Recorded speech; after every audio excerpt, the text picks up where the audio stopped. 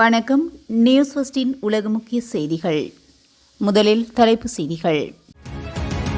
நிலநடுக்கத்தால் நிலைகுலைந்த வெனிசுலா 1430 உயர்ந்த பலி எண்ணிக்கை. ஈரான் உலக வரைபடத்திலிருந்து முற்றாக அழியும் தொடர் தாக்குதலின் பின் ட்ரம்ப் விடுத்த எச்சரிக்கை. அமைதி பேச்சுவார்த்தையை முழுமையாக நிறுத்துவோம், அமெரிக்காவுக்கு ஈரான் விடுத்த எச்சரிக்கை. ஹார்முஸ் நீரிணைய செல்லும் கப்பல்களுக்கு விடுக்கப்பட்ட எச்சரிக்கை, வீழ்த்தப்பட்ட 8 அமெரிக்க தளங்கள். லண்டனில் 800க்கும் மேற்பட்ட விமானங்கள் தாமதம். லெபனானிலிருந்து வெளியேறவுள்ள இஸ்ரேலிய ராணுவம். ஐரோப்பாவை வதைக்கும் வெப்ப அலை, பிரான்சில் 1000 பேர் உயிரிழப்பு. பாகிஸ்தானில் பயங்கரவாதிகள் பாதுகாப்படையினருக்கிடையில் நேரடி மோதல், 10 பேர் உயிரிழப்பு. நைஜீரியாவில் வன்முறை பரவல், விவசாயிகள் 15 பேர் சுட்டுக்கொலை. தொடர்பான விரிவான செய்திகள். வெனிசுலாவில் கடந்த புதன்கிழமை ஏற்பட்ட அடுத்தடுத்த சக்தி வாய்ந்த இரட்டை நிலநடுக்கங்களால் பலியானோரின் எண்ணிக்கை 1430 உயர்ந்துள்ளது. இதனை அந்நாட்டின் தேசிய சட்டமன்ற தலைவர் ஜார்ஜ் ரோட்ரிக்ஸ் நேற்றைய தினம் உறுதிப்படுத்தியுள்ளார். மேலும் இந்த இயற்கை பேரிடரில் 3238 பேர் காயமடைந்துள்ளதாகவும் 3142 குடும்பங்கள் தங்கள் வீடுகளை இழந்து தவிப்பதாகவும் அவர் தெரிவித்துள்ளார். நிலநடுக்கம் ஏற்பட்டு 72 மணி நேரத்தை கடந்துவிட்டதனால் இடிபாடுகளுக்குள் சிக்கியுள்ளவர்களை உயிருடன் மீட்பதற்கான வாய்ப்புகள் குறைந்து கொண்டே வருகின்றன. எனினும் மீட்புக் குழுவினர் தொடர்ந்தும் நம்பிக்கையுடனும் தேடுதல் வேட்டையில் ஈடுபட்டுள்ளதாகவும் நிலநடுக்கம் ஏற்பட்டதிலிருந்து இதுவரை 430 மேற்பட்ட தொடர் அதிர்வுகள் பதிவாகியுள்ளன. இந்த மீட்புக் குழுவினருக்கு பெரும் அச்சுறுத்தலாகவும் பணிகளில் தொய்வையும் ஏற்படுத்தியுள்ளது. அமெரிக்கா, ஸ்பெயின், கொலம்பியா, மெக்சிகோ மற்றும் எல் சால்வடார் உள்ளிட்ட 24 நாடுகள் தங்களது மீட்புக் குழுக்களையும் உதவிப் பொருட்களையும் வெனிசுலாவுக்கு அனுப்பியுள்ளமை குறிப்பிடத்தக்கது. தற்போது 2700க்கும் மேற்பட்ட சர்வதேச மீட்பு பணியாளர்கள் உள்ளூர் குழுக்களுடன் இணைந்து தீவிரமாக பணியாற்றி வருகின்றனர்.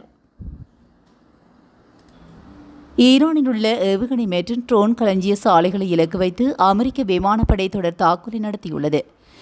மேலும் ஹார்முஸ் நீரிணையில் கப்பல் ஒன்றின் மீது ஈரான் தாக்குதல் நடத்தியதாக கூறப்படும் சம்பவத்துக்கு பதிலடியாகவே அமெரிக்கா இந்த நடவடிக்கை எடுத்துள்ளதாக சர்வதேச ஊடகங்கள் செய்தி வெளியிட்டுள்ளன.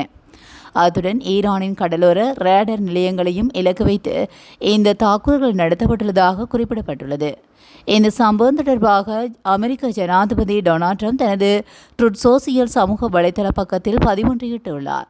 அதில் ஈரான் மீண்டும் ஒருமுறை போர் நிறுத்த உடன்படிக்கையை மீறியுள்ளதாக குற்றம் சுமத்தியுள்ளார். அவர்கள் ஒருபோதும் பாடம் கற்றுக்கொள்வதாக தெரியவில்லை. இனிவரும் காலங்களில் இவர்களுடன் நியாயமான முறையில் நடந்து கொள்ள முடியாது. அவ்வாறு தொடருமானால் நான் ஏற்கனவே மிக வெற்றிகரமாக ஆரம்பித்த இராணுவ நடவடிக்கையை முழுமையாக முடிவு கொண்டு வர நேரிடும். அவ்வாறு நடந்தால் ஈரான் இந்த உலகத்திலிருந்து அழிந்து போகும் என ஜனாதிபதி டொனால்ட் ட்ரம்ப் தனது பதிவில் எச்சரித்துள்ளார். அமைதி பேச்சுவார்த்தையை முழுமையாக நிறுத்துவோம் என அமெரிக்காவுக்கு ஈரான் எச்சரிக்கை விடுத்துள்ளது. எண்ணெய் கப்பல் மீது ஈரான் நடத்திய ஆளில்லா விமான தாக்குதலுக்கு பதிலடியாக அமெரிக்க ராணுவ விமானங்கள் ஹார்முஸ் நீரிணையில் தாக்குதல் நடத்தியது. ஈரானை 2வது நாளாக அமெரிக்கா தாக்கியதால் மீண்டும் பதற்றம் அதிகரித்துள்ளது. இந்நிலையில் ஈரான் வெளியுறவுத்துறை அமைச்சர் அப்பாஸ் அராக்சி கூறியதாவது: அமெரிக்காவின் அத்துமீறிய தாக்குதல்கள் தொடர்ந்தால் அமைதி பேச்சுவார்த்தையை முழுமையாக நிறுத்துவோம். கொடுத்த வாக்குறுதிகளுக்கு துளியும் மதிப்பளிக்காது என்பதை இந்த புதிய தாக்குதல்கள் உணர்த்துகின்றது. இதுவே அமெரிக்காவின் இயல்பு. மத்திய கிழக்கில் அமைதியை நிலைநாட்ட முயற்சிகள் மேற்கொள்ளப்பட்டு வரும் நிலையில் முக்கியத்துவம் வாய்ந்த ஹார்முஸ் நீரிணை மீதான ஈரானின் கட்டுப்பாட்டுக்கு சவால் விடும் எந்த ஒரு முயற்சியும் பதற்றத்தை அதிகரிக்கும். எனவே ஈரான் தற்போது மேற்கொண்டுள்ள நடவடிக்கைகளுக்கு மாறாக எந்த ஒரு முயற்சியும் சிக்கலான சூழலுக்கே வழிவகுக்கும். இது ஹார்முஸ் நீரிணையை மீண்டும் திறப்பதில் தாமதத்தை ஏற்படுத்துவதுடன் கடந்த 2 இரவுகளில் நாம் கண்டது போன்ற பதற்றத்தையும் அதிகரிக்கும் என்று இவ்வாறு அப்பாஸ் அராக்சி கூறியுள்ளார். குவைத் மற்றும் பஹ்ரைனில் உள்ள 8 அமெரிக்க இராணுவ தளங்கள் மீது ஈரானின் புரட்சிகர பாதுகாப்பு படை தாக்குதல் நடத்தியுள்ளதாக சர்வதேச ஊடகங்கள் செய்தி வெளியிட்டுள்ளன. ஈரான் மீதான தாக்குதல்களுக்கு பதிலடியாகவே இந்த தாக்குதல் நடத்தப்பட்டதாக தெரிவிக்கப்பட்டுள்ளது. ஹார்முஸ் நீரிணை வழியாக செல்ல முயற்சிக்கும் கப்பல்கள் மீது கடுமையான நடவடிக்கை எடுக்கப்படும் என்றும் ஈரானிய இராணுவம் கடும் எதிர்ப்பு தெரிவித்துள்ளது. மேலும் இதற்கிடையில் ஈரானிய வான் பாதுகாப்பு அமைப்புகளை இடைமறிக்க முயற்சிக்கும் நிலையில் மக்கள் பாதுகாப்பான பகுதிகளில் இருக்குமாறு குவைத் மற்றும் பஹ்ரைன் அதிகாரிகள் எச்சரிக்கை விடுத்துள்ளனர். பிரித்தானியாவில் நிலை வந்த கடுமையான வெப்ப அலையை தொடர்ந்து திடீரென ஏற்பட்ட இடிமின்னலுடன் கூடிய கனமழை காரணமாக லண்டனின் ஹீத்ரோ மற்றும் ஹார்ட்விக் விமான நிலையங்களில் 800க்கும் மேற்பட்ட விமானங்கள் பல மணி நேரம் தாமதமாகியுள்ளதோடு டஜன் கணக்கிலான விமானங்கள் ரத்து செய்யப்பட்டுள்ளன. இவ்விரு முக்கிய விமான நிலையங்களிலும் நேற்று சனிக்கிழமையன்று தலா 400க்கும் மேற்பட்ட விமானங்கள் பாதிக்கப்பட்டுள்ளதாக ஃபிளைட் அவேர் விமான கண்காணிப்பு தளம் தெரிவித்துள்ளது. மேலும் சில விமானங்கள் 11 மணி நேரம் வரை தாமதமாகியுள்ளதனால் ஆயிரக்கணக்கான பயணிகள் கடுமையான அவதிக்குள்ளாகியுள்ளனர்.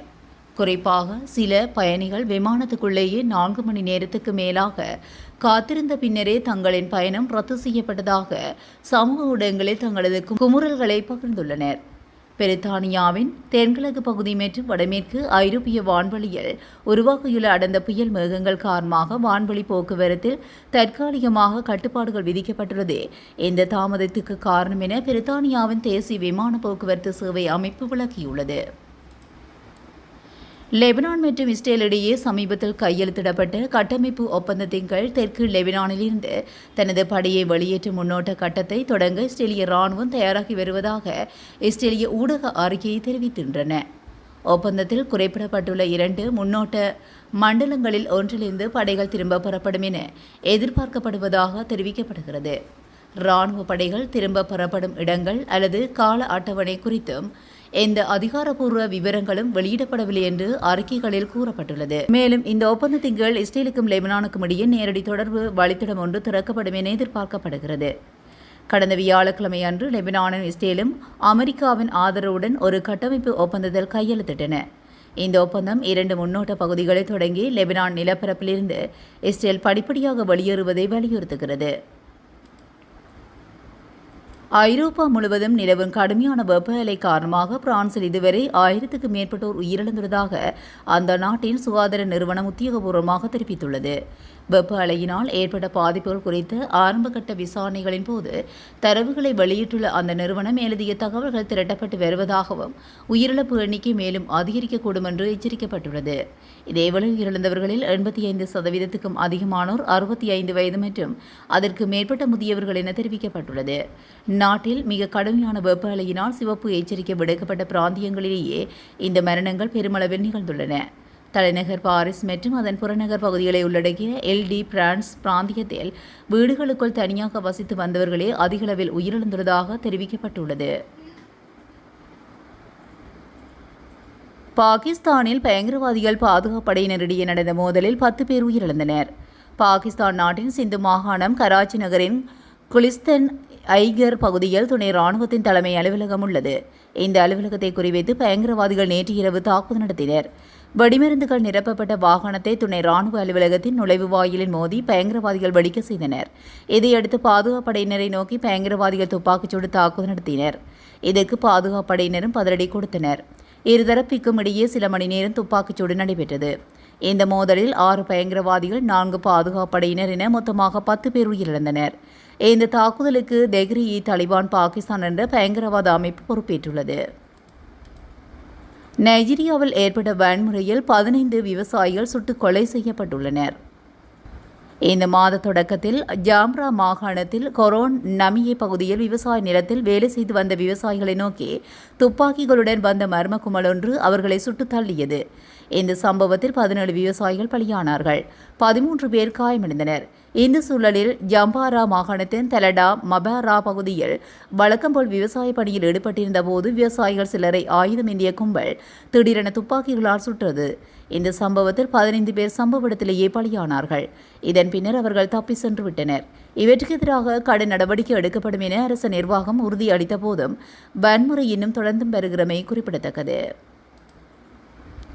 இதுபோன்ற செய்திகளை உடனுக்குடன் தெரிந்து கொள்ள நியூஸ் ஃபர்ஸ்டுடன் இணைந்திருங்கள். நன்றி, வணக்கம்.